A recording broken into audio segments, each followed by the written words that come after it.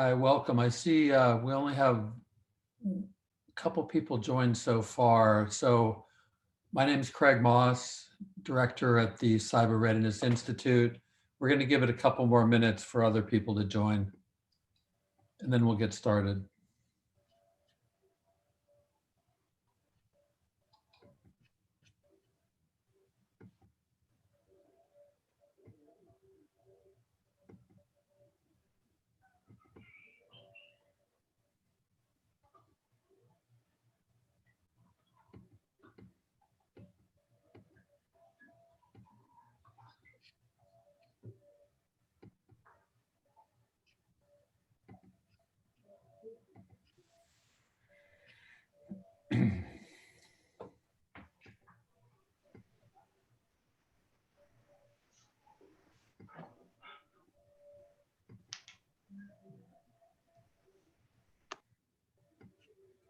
Welcome. I see we have a couple more people joining. Appreciate it.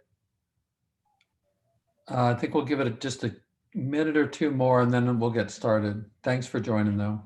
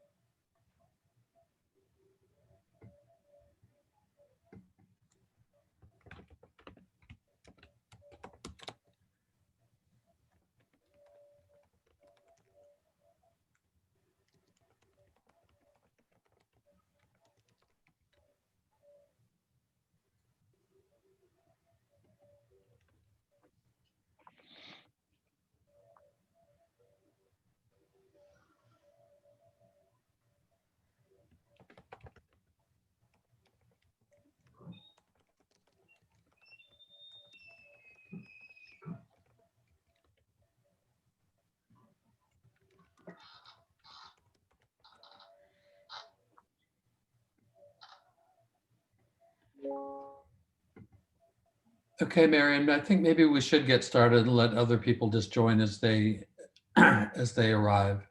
Sure, that sounds good. Okay, so my name is Craig Moss. I'm a director at the Cyber Readiness Institute. The purpose of this call is really to help all of you. We're going to give you a little background on the program, and then we're here to answer questions that you have. We try to do these calls on a fairly regular basis. We just did an update to our website and actually launched version 2 of our cyber readiness program. So we did have to delay this call a couple times until we had those things ready to go, but they're up and live now. And one of the things we're going to do is to show those to you.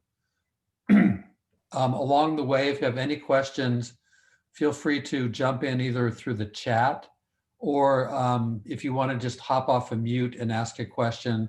We have a small enough group that I think that's okay also. Next slide, Marion. Oh, and also with me is my colleague, Marion Lewis, who's director of our Champion program. So I'm going to launch a couple quick polls here. There are 5 questions in total, and we'll just run through them. I'll give about, 45 seconds per question if you all could answer as they come up. And the reason for the polling questions is really just for us to understand a little bit about where you are and what you do. And it helps me to tailor what we're going to talk about to make it more useful for you all.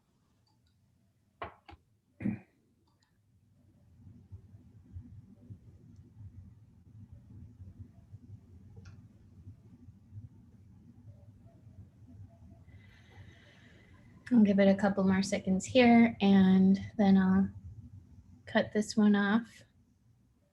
Okay. So I guess I'll just share the results as we go through. There are only 5 questions, so looks like most people in the more familiar than not familiar section. So Great. that's good to know. Yep. Get poll 2 up here. Hey, how are you? Hey, I am coming down. I should be down there around 1. Hold on.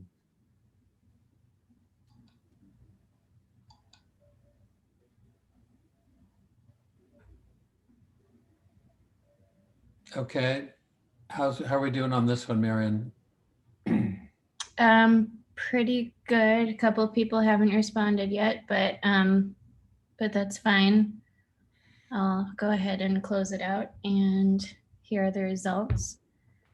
Okay, mostly professional services this time. On to poll number 3. This is a quick one.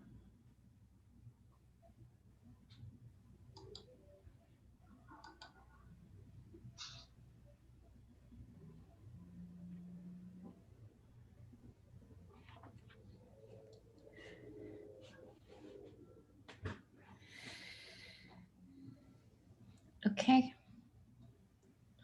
Looks like pretty half and half here. So that's great. Okay. We're going to go through the new website in a little bit. And along the way also, I mean, one thing we do want to do is answer any questions that you have. So this is also really about your time and interest.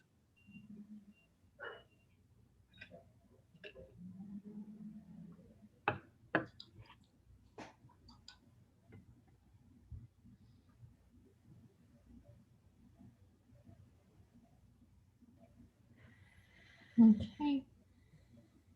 This was just kind of for our information, so we know how best to reach you all. So that is useful information. Thank you. And the last one, this will have option for some discussion at the end, and we'd love to hear about your experiences, or this could even be someone that you know, a colleague. Doesn't have to be just you, but Well, actually, the question does say you. So yeah, I know, but thought I'd put a little asterisk.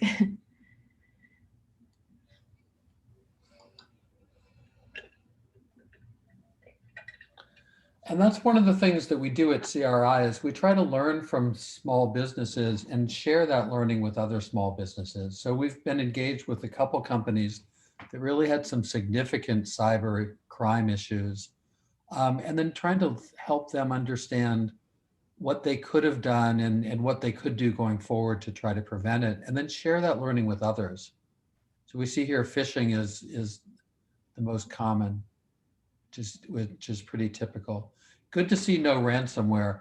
Ransomware has really spiked since the pandemic. Huge increase in ransomware. A lot of it is tied to companies that are in the value chains of larger companies. So you're mostly professional services, so that might not be as relevant, but we see a huge increase in small, mid-sized manufacturers that might be suppliers to larger companies with ransomware attacks. Okay, let's keep going. Just real quick background on us. We are a not-for-profit, and what we do is we bring together global companies, and we'll show you our member list, and their value chain partners. Our purpose is to share cybersecurity best practices and resources, and specifically to try to demystify it for small business. Cybersecurity is something now that is just overwhelmingly gets more technical, and there are more acronyms than almost any other field I've ever seen.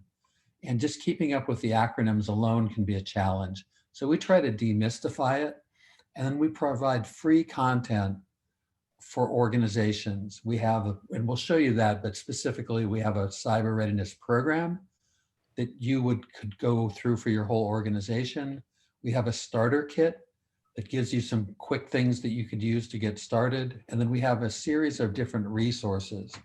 Right now we're focusing a lot of resources on remote work or the hybrid between remote and office as a workplace. Next slide. So this is why we're able to give you content for free, is that we receive financial support from these organizations. In no way are we tied to their business specifically.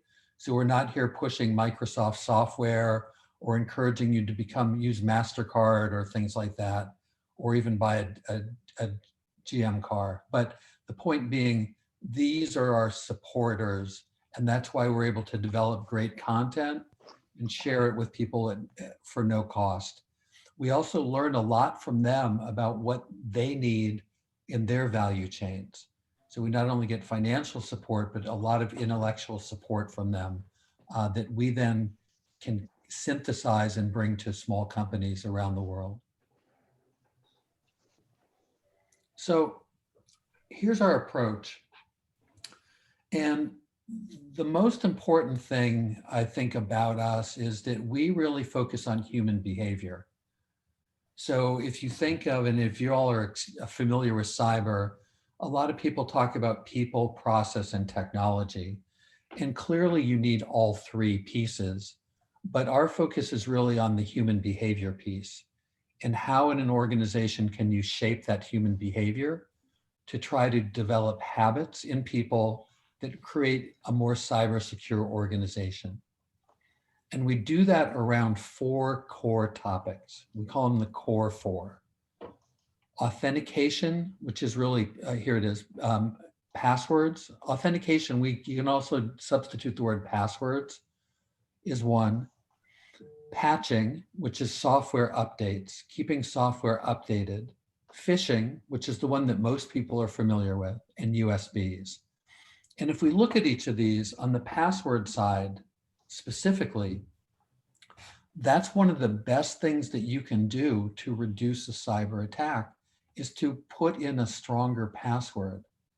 And the length of the password is probably the single most important factor. We encourage companies to use passphrases because they're easier to remember. And there's actually a stat that we have.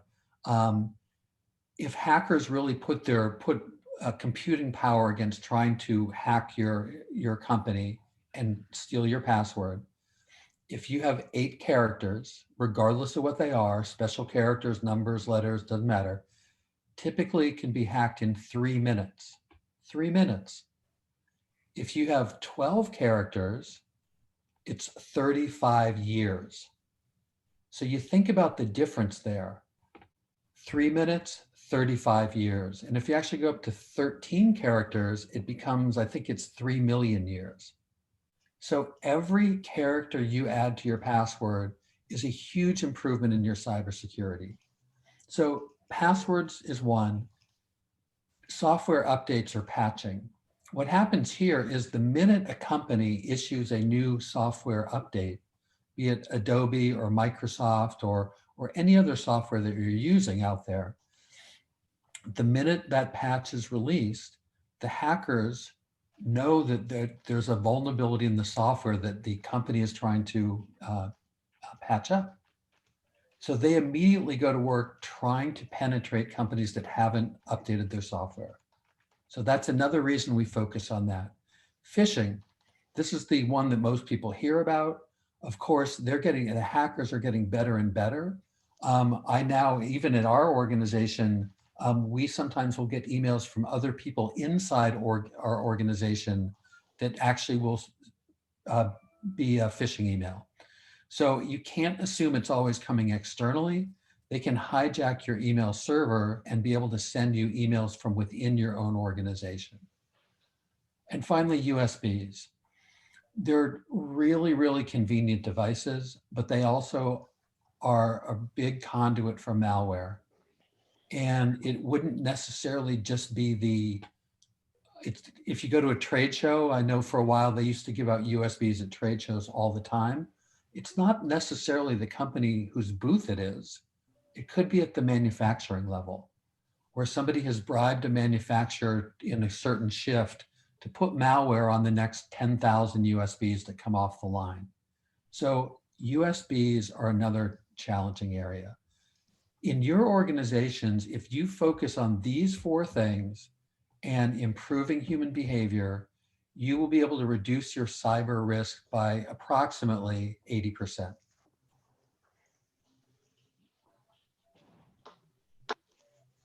I'm going to stop there. Does anybody have any questions at this point before we go into a little bit more on what we do? Any questions on either why we picked those four or the purpose of our organization or anything like that?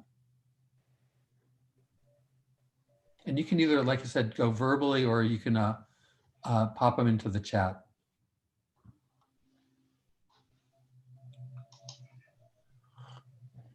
Okay, I'm going to keep going then. I just actually, Craig, before you continue, I noticed in the chat that someone was asking if this presentation is for business owners. Just who is this presentation targeted for? Yeah, primarily it's for business, not necessarily just the owner. The answer would be yes, the owner or the person in an organization that might be responsible for trying to improve the cyber readiness of the organization. A lot of what we talk about is also relevant to you as an individual, because the same things that you would do at a company are the same types of things that you should be doing personally to protect your financial information at home. Hopefully that answered your question. Okay. And Marion, I didn't see a chat show up in mine at all. That's weird. Yeah, it was personal. It was just to me. Okay, got it. Okay, so the program that we're talking about, and it's a free program, and we're real excited. We just updated it, and we'll give you a little sample of that in a minute, but it really walks you through helping to improve the cyber readiness of your organization. And it goes through the 4 issues and helps you to understand a little bit more about those core 4 issues. We then help you to assess your current cyber readiness through a really simple survey. You know, and the questions in there like, what % of your people are aware of your password policy? Things like that. Have you conducted any training on cyber readiness in the last year? Really simple things that you could probably answer off the top of your head. We do advocate, our program is really geared at the idea of identifying a cyber leader. And this does not have to be a technical person at all. And we've seen it from small companies like 4-person retail organizations up to mid-sized manufacturers with 600 or 700 people. That identification of a cyber leader, somebody who becomes the point person for making sure that people are following the policies, that the policies are practical, that cyber leader is really who this program's designed for. So they assess. We have a playbook in there, and that playbook actually includes sample policies, an incident response plan, and things like that that can really, it's like a kit for you to use where you can then put these things in place at your company. We then have materials in there to help the cyber leader build awareness in the organization. Training decks, other types of examples of materials that could be used to help people to try to become familiar with the issues, but also to know what to do. We then have a piece where you would remeasure to track improvement, and then we'll issue a certificate saying that your organization has completed the program, completed the CRI Cyber Readiness Program. And that can be something that is useful to show other companies that you do business with, just as a way that you are building awareness around these issues. And to that point, when I talk to companies, and I do a lot of work with companies around the world on how do you start to embed behavior in a company. And one of the things that is really clear is as you go through looking at how to get employees or people in your organization to do something new, there's really 3 fundamental steps, and you can't skip any of the steps. And our program is designed to kind of guide you and the organization through those steps. So step one is building awareness. You have to build awareness in the organization that cyber readiness matters. It matters to small businesses. Small businesses are often the target of cyber attacks. And it might not just be to go at you and your company. They might be using you as a gateway to get to another company. So awareness, then commitment. You need to make sure that people are committed to the idea that, yeah, this does matter. Because if they're not committed, they're not going to keep doing it. So you need to find a way through different approaches of helping to build commitment that, yeah, it does make sense to use multi-factor authentication. Sure, I know it's a little bit of a pain in the neck until I get used to it, but it's going to help the organization. So you need that commitment. And then the final step is you need to tell people really practically how to do it. And if you go right to the how to and you haven't built up awareness and commitment, people won't keep doing it. And you'll end up with a workaround culture. So what we want is really simple ways that you can build up from awareness to commitment to the how to, and get people actually doing a few things differently, developing a few new habits that are going to help your organization avoid the pain of cyber attacks. Any questions so far? Any comments on that? Okay, let's go to the next slide. So Marion, I'll turn it over to you. Do you want to, let's start by showing the website and show them the show them the website and some of the resources and how they would get the resources. Sure. So this is the homepage, but if you log on to becyberready.com, it'll take you to our newly designed website, and it looks pretty different than the some better organization here up top, and some more video content. So if you're looking to find out more about the Cyber Readiness Institute in about a minute or less, or 3 minutes actually, but you can watch this quick video and it'll kind of take you through our story and mission from the beginning. Why don't you show this the starter? Yeah, the start. Oh, you're going to the resources. That's fine. Yeah, so these were some resources that we have recently released, as you can see, during COVID-19, having to do with remote work. And now we're working on some hybrid workforce guides. Telehealth is soon to come, and you can see all of them in this resource section. Our ransomware playbook has been very popular during this time. Luckily, none of you were affected by ransomware when we asked that poll, but could be a useful guide should that time come. And we've got the program, which you'll see in a minute, but it's in a separate place on the website. And then we also have our starter kit, which is sort of as you can see here, sort of a mini version of the program. It's just a way for you to get started on your journey towards cyber readiness if you don't want to dive into the full program just yet. But I'll show you the starter kit since we're here. So, and the stats that we show on here are stats that we also use in the program. Those kind of stats are a really good way to try to build up some awareness and some commitment in your organization. And depending on your role in the organization, you might need to convince the business owner or your supervisor that this is something worth doing. And what we find there is if you talk about businesses that are similar to yours that had a problem, it resonates more. A lot of the big headlines around cybersecurity in the paper are always about big companies, but it's not always big companies that are getting attacked.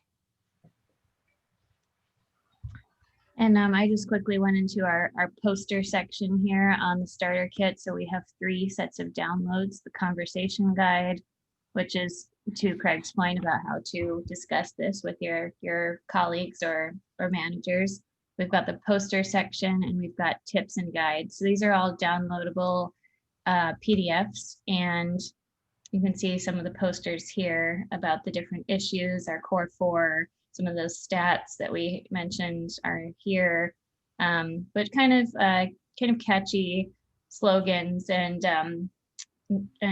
nice graphics that you might want to put up around your office. I know we've had some people place them in their in their office copy room, or by the water cooler or something like that, where everyone's just reminded all the time, because really at the end of the day, this is all about human behavior and trying to encourage best practices. So that's the starter kit. Craig, should I jump into the program here? Let's pause and see if there are any questions so far, or either about what we've covered or just in general, before we dive into the program itself and show you that. Hey, my name's Dewan Haynes. I guess I have a quick question. If you've already taught the Cyber Readiness Institute curriculum, is this what we're reviewing today, or have there been some updates that you're making us aware of? Yeah, there are updates. So what we'll be showing you is we have a version 2 of the program. Gotcha. Okay. Yep, absolutely. That's what we'll be showing you in 1 minute. Thank you. And then the other thing is the resources that Marion showed you, those get updated probably every couple of weeks. We put up new resources. So that's one place for you to go back to check from time to time. And we now have the way where you can start to search them by type and topic and things like that. Okay, thank you very much. We've also got these kind of nifty tags in here. So for our remote work resources, for example, you can just go ahead and click on the remote work tag, and it'll kind of sort them all. These were our guides that we released during the last few months. So that's a helpful tip. Okay, so yeah, Marion, let's hop over to the program and Sure. show them how the revised program. So I assume, since you all are, indicated you're pretty familiar with the program, with the Institute, at least our version 1, you know about the login and sign up buttons up top. The starter kit, you do not have to create an account for, but in order to access the program, you do need to make an account. So you would, my account will probably already populate here because I have one already, but if I was a new user, it would take me to a little sign up screen. And then once you log in, you would access your student dashboard. And right now I am just enrolled in this one course, Cyber Readiness program. Soon, as Craig, I think we'll talk about in a minute, we're going to have a second course having to do with the individual cyber leader, but I'll leave that to him in a minute. So going into the new program, it obviously looks a little bit different than it did in the past. And we've got sort of a new structure to the program. So it used to be 5 stages. I think it's now six stages. Over here, you can sort of access the outline for the whole program. We've got a lot more video content embedded throughout the different sections, and just generally, it's more organized, and the structure is a little bit different. So. Craig, should I go back to that slide, or should we just look at it here? Which slide, Marion? The one about the 5 stages. I guess we can just get them here. Yeah. So this is the structure for the program now, as we mentioned. And one of the things is, we're big believers in the idea of having some kind of simple measurements so that you get a feel for where you are today, and then how much impact this program has on you. So we do, in the second stage, assess your current readiness. Again, there's a simple survey. You'll get emailed a copy of the results of it, so you have that as a baseline. And then when you come back later and complete it at the end, you also will get the results. And then you can actually look at the improvement, the change that's happened in your organization. So that's one thing that we think is an important piece to this. And then we consolidated a lot of it into a playbook. The previous program had a lot of individual downloads at each stage of the way. And we found from talking to companies that it made more sense to kind of consolidate it. So the playbook includes the model policies. It includes the other information that you would need to create that foundation around having a cyber ready process in place. And there are quizzes along the way too, just to kind of test your knowledge as you go through the different stages. They're little short quizzes, but quizzes nonetheless. And we've also got a new feature with the sort of discussion forum. And you can, as users, add questions for us on certain parts of the program. So you can see a sample question here, but then a member of our team will respond, and it can create kind of a nice community forum for the users going through the program. And some of them might have similar questions to each other, and so we'll be able to answer those more efficiently. Now, one thing that hasn't really changed is that this program is really geared for the cyber leader to help the organization become more cyber ready. So it's kind of a train the trainer approach to an extent. Two other directions that we're going as an organization. One is more depth for the cyber leader. So, because we found that some of the cyber leaders, if their background happened to be in HR, or some we found were actually IT background. But what we did with that is, and that's going to come out a little bit later this fall, is how do we take that cyber leader and give them a little bit more depth in the people side, like changing behavior, a little bit more depth in creating simple policies and process that people will follow, and a little bit more depth in technology. So how would they then be a little bit more fluent in discussing technology with vendors, being able to talk about technology internally to non-technical people?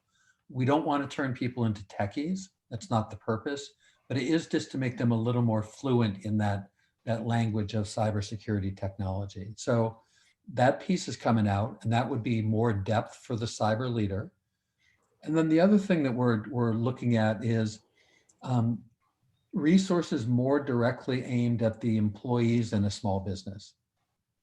So, and that could range from, like, we already have some little tips and guides, but it could actually go to the point where we have little courses in here where you as the cyber leader could have the people in your organization go here and do a 2-minute course on building a good passphrase, do a 2-minute course on being able to spot a phishing email, things like that, so that it would become also an employee resource center.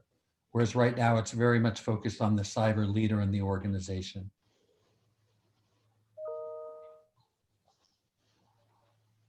And So- that new course will be accessed in the same student dashboard that I showed before. It'll be as another course that you can, or your users can enroll in.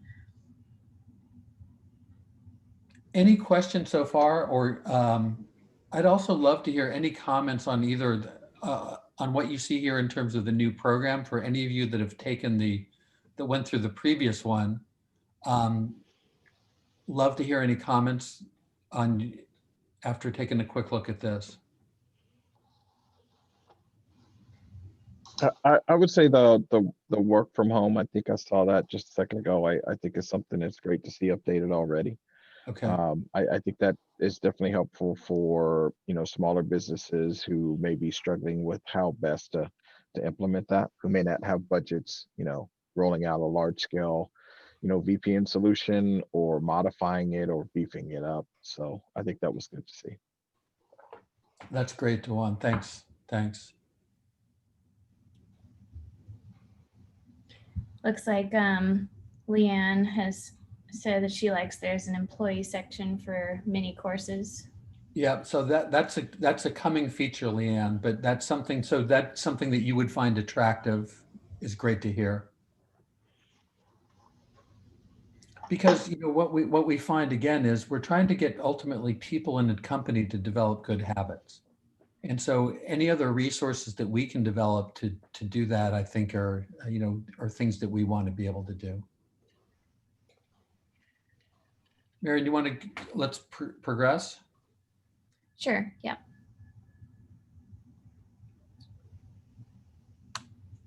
Looks like next section was just Q&A, so we kind of already started talking about this, but Craig, any other questions that we want to ask, or if you answered at the beginning about a cyber attack that has affected you or your business or someone you know, we'd love to hear a little bit more about that, kind of how you handled it, if you were prepared, or if there was something you wish that you would have known when it happened. Because one of the things we like to use these calls for is to get feedback from you on things that you would like us to do. And so Leanne likes the idea of the employee resource section. Anything else that people like, I could, I don't know, Jeff or Tom, any ideas from either of you on things that you either like or would like to see?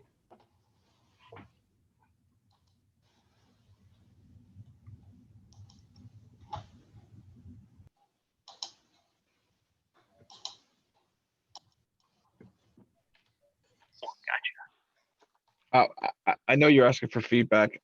I actually like what you guys have put together and presented. I think it's a lot easier to be able to go and to help out with other, smaller organizations. I happen to work in a very large organization, so some of the challenges that I have are not. I don't want to say they're not covered by this curriculum, but I don't suffer from the same issues. But I do like the fact that you guys are addressing them. And Leanne, who I work with on Talk here in Louisville, also mentioned the discussion about playbooks. I think I think the concept of playbooks is very pervasive and is very is being introduced in a lot of different areas. And I think being able to, almost take a playbook off the shelf and hand it to someone who has a specific challenge within this curriculum, I think is very helpful and is probably the biggest um the word I'm trying to say. That's probably the biggest attractant that I have for being able to share this program with others. Mhm. We've actually went through and taught this program and had folks sign up for it. As you guys, we have some representatives of yours come to one of our summits and talk, and that's Right. how we wind up picking this up. So I like the concept of the playbooks as well that Leanne mentioned. Yeah, that's great. And the playbook, again, we in the previous program we had a lot of the content was tied into different stages, and people had to download it separately. So part of the concept was just, aside from the name, which, as you pointed out, playbook is a big buzzword right now, um, is to pull the content into one place and let the cyber leader go through and look at the policies on the 4 topics, modify it as they see fit, look at the incident response plan, modify it as they see fit, but kind of have it in one place, was something that we thought would be useful for people. And in terms of the types of companies that you work with, what are they? They tend to be small companies in multiple industries, or is it focused in one industry? And Leanne can address this as well, but what we do is we try to address technology as a whole, a holistic approach for anybody who has specific questions, whether they're a mid-sized company and have, specific challenges. When we go out and we do some of our tech talks, they're open to everybody across all industries. And we our reach is not just here in Louisville, Kentucky. I mean, we'll get people from Nashville, we'll get people from Georgia, we'll get people from around the country who will attend because they have some type of connection with us, whether it's Mhm. individual board member, whether it's our, executive director, Don Yankilov. We get a wide variety. So I would say it's not tied to any one specific, critical infrastructure or a specific market sector. Okay. And to your point about the technology for for remote work and hybrid work, You know, one of the things that we try to balance in how we work with companies is, to your point, a lot of small companies don't have the budget or the technical expertise to really go add a lot of technology. And a lot of small companies don't really understand their ongoing responsibility related to it. So if they hire like a managed service provider, a lot of small companies think they're actually outsourcing cybersecurity to that company, which is just not accurate. You know, you can't outsource the behavior of the people in your organization to a third party. So that's one of the challenges that we face, is how to get people now in a remote environment. People are dealing with new technology. And a lot of cases we see, people were not properly trained on how to use the new technology. And as a result, they don't tend to use it as often as they should. Yeah, and I think that's a major point. I mean, securing human is, as we all know, the hardest thing to do. And the one thing I would also compliment you on is the posters, being able to put those up in areas, you know, in my organization, because we're regulated. You know, we have to very periodically go through new certification training, you know, updates of saying we understand about, you know, not phishing and spear phishing and all those other things. But I think in smaller organizations, you always don't see that. And I think that's really a pathway for them, you know, winding up being infected, you know, suffering from ransomware and all those things. So I do like the fact that you guys make it easy for anyone to be able to pick up this curriculum, walk through it, and then walk away with the resources that they can print, post, you know, and distribute to others to really bolster, you know, their cybersecurity readiness. Sort of like what you said, they may not have the budget or the people to be able to do it. And you're right, a lot of these smaller companies may only have one, you know, the one server guy is also the database guy, who's also the cybersecurity engineer, Right. who's also the backup guy too, you know. But I like the fact that you guys have all of those things there that the person can be able to pick up and run with, and that helps to shrink down, you know, the different hats they have to wear on a daily basis.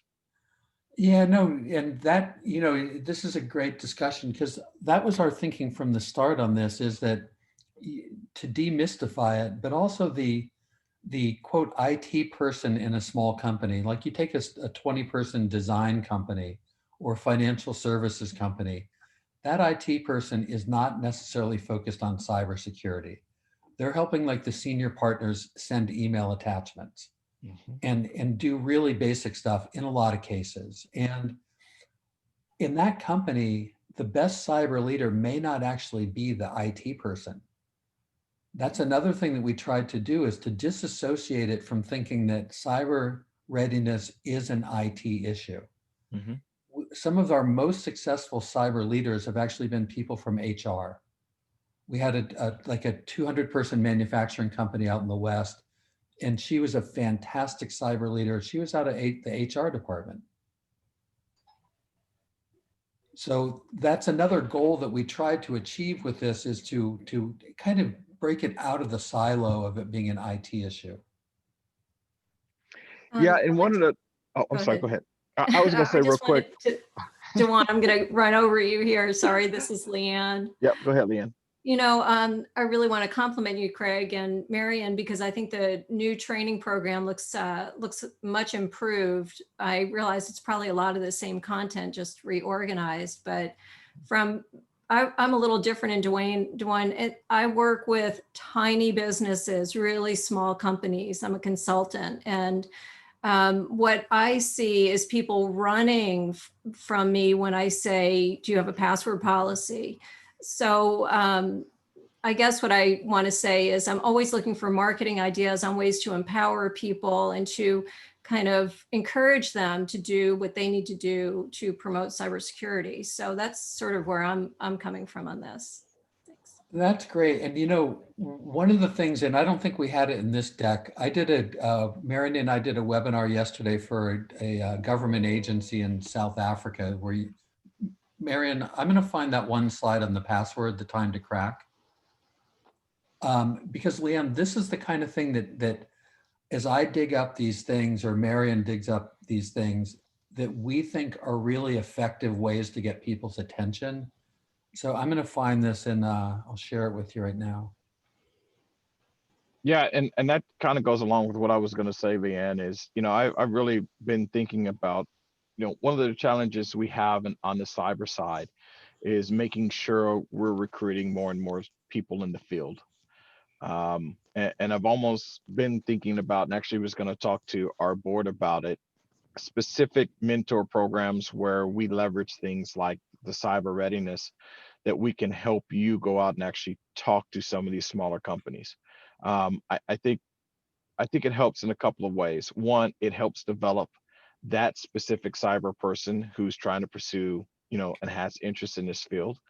I think even like Jay, who's on our board, who is marketing these services as well back to organizations. And I think we've got to set up and be intentional about setting up some additional intern programs. And I guess from my perspective, cyber readiness kind of falls right in line with that. I would be interested to somehow take, Leanne, some of the things you run into, the learnings, I guess we could call it. You can't see my air quotes, and determine how we can put together a quick slide deck that says, these are the things you need to know. How many small businesses have been hit by ransomware, and how many of them had to fold and stop their business operations, or how many of them had to pay on average the cost of what that ransomware, how many people are using ransomware or cyber insurance, what does that cost? I think those are some of the things that can help you get some penetration in some of the activities that you're trying to accomplish, me in. I think those kind of stats are really useful, and we try to collect those also. So that's something that we do keep updated. On our new website, I think one of the goals will be to have a place where we can kind of keep updated stats like that. Like percent of small business that close after a cyber attack, and Yes. things like that. So here's that slide I was mentioning. So Leanne, this is the kind of thing that when I show this to people, it gets their attention. And you look at the difference here, 8 characters, 3 minutes to hack, 13 characters, 5.2 million years.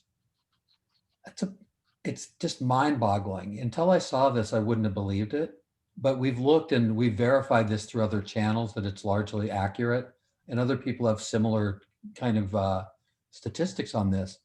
These are the kind of things that we try to dig up to build that commitment. So, you tell people, you need a longer password. That's the awareness piece. But how do you get them to commit to doing it is, in my opinion, is through things like this.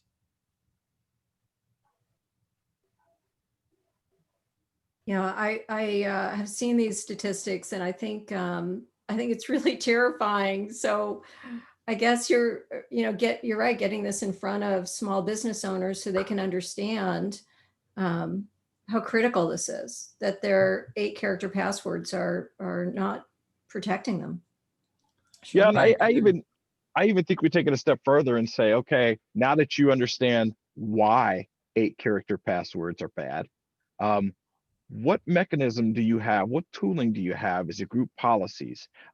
How do you enforce, if you're going to tell your workforce, we're going to change our passwords to 14 characters and it can't be the same password you used in the past 3 months or 6 months or whatever, or the past 6 passwords?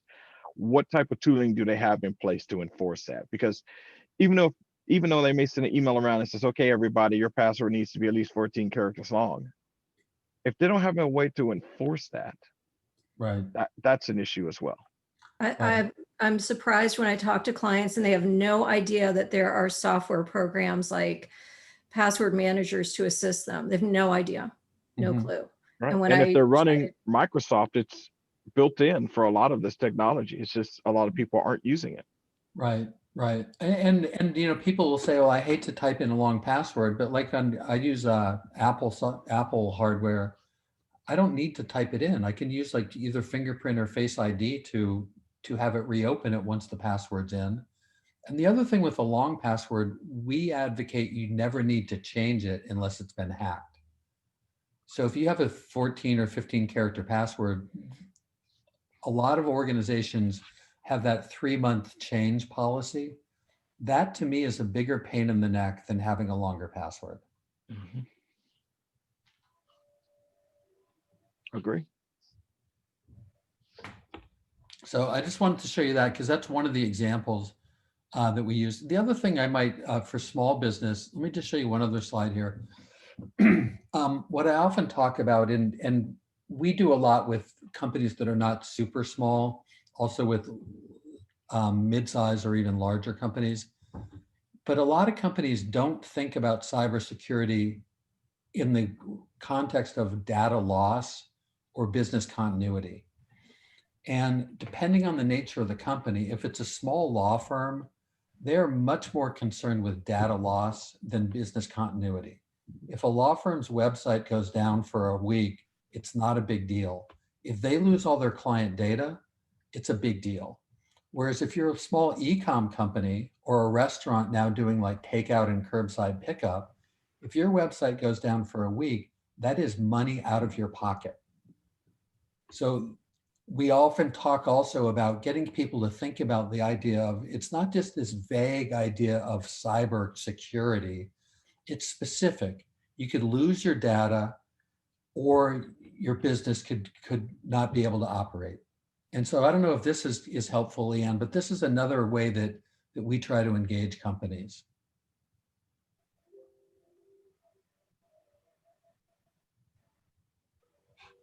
Yeah, that is really helpful because I think when you get specific with people, they can understand instead of just saying your cybersecurity. When you say, if your website went down or if your email went down, what would that feel like for the morning or for the afternoon or for a day? Right. Yeah, that's good. Thank you. Yeah. Anything else? I know Tom and Jeff are still on. If either of you want to talk or ask questions or bring up any examples that you're working on, feel free. We won't obviously force you to do so, but I do want to welcome you to participate if you want.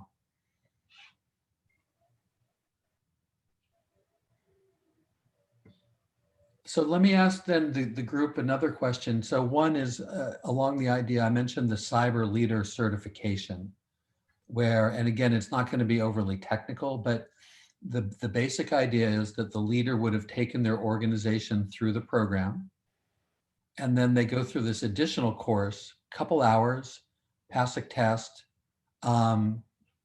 maybe 3 hours, I think it's geared at, but then they would get an actual individual certificate saying, I have, am now a CRI certified cyber leader.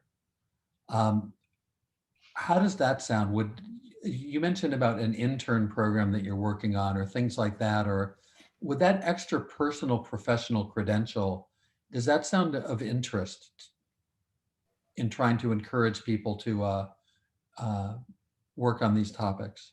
I think from my perspective, I think it would be helpful, just simply because in general, and I've been out of this size market for quite a while, but I would think if I am not looking or may not have the same skills to maybe bring my IT talent to a large organization, and maybe small or mid-size is where my horizon is, where I'm focused. I think having something that differentiates me from the next person who may be evaluated for a position, I think is very helpful.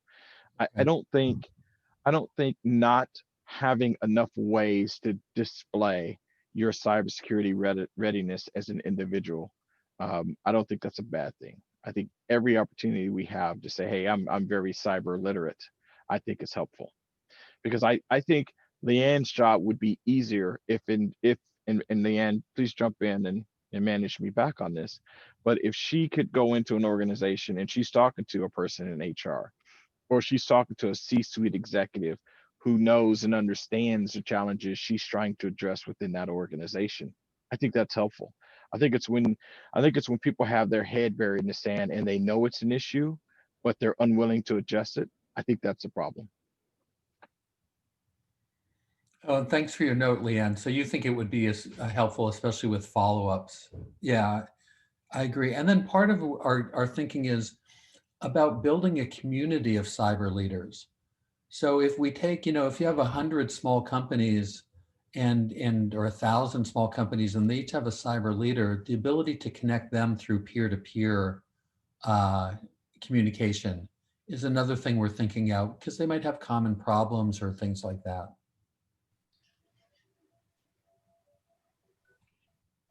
Yeah, you can have my vote on that one. I think that's helpful. Okay, and then we got your feedback before on the employee resources. So that's something that we also are looking to build out.